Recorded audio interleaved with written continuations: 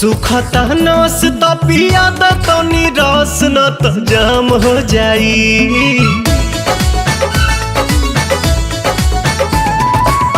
सुखता नस त पिया द तनी रस न त जाम हो जाई, न त जाम हो जाई। ए राजा चलो ना पिपरवा के तरवा ओही जे सारा काम हो जाई। ए राजा चलो ना पिपरवा के तरवा ओही जे सारा काम हो जाई। जानी बात टरकाव यही लागे ढरकाव रानी अजूरी में उठावा के पानी। बड़ा तेज बट धूप सब राजा रूप देख काहे में फंस जवानी। राजा चलो ना पिपरवा के तरवा ओही जे सारा काम हो जाई। ए राजा चलो ना पिपरवा के तरवा ओही जे सारा काम हो जाई।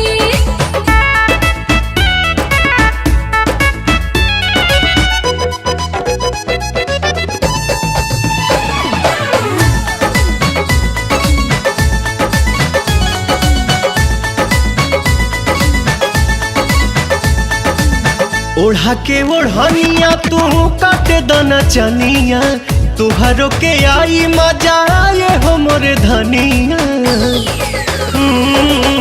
ओढ़ा के ओढ़निया तू काटे दना चनिया, तुहरो के आई मजा आए हो मोरे धनिया। नशा में नतीजा कुल बिगाड़ देबो हो, सारा इज्जत के बेइज्जत में लसार देबो हो। कहीं इतना डेरालू तू त झूठे अगर आलू रानी कहतानी बात हम सही।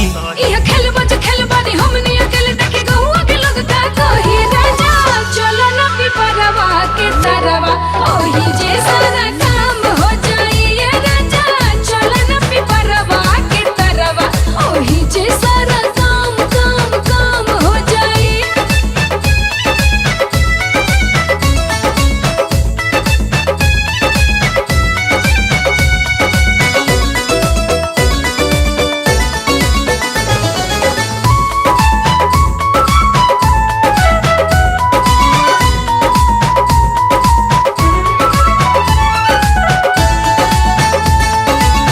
गाल धके मस कब तबे जाके घस कब, सपना में देखल चीज सोझावा से चस कब।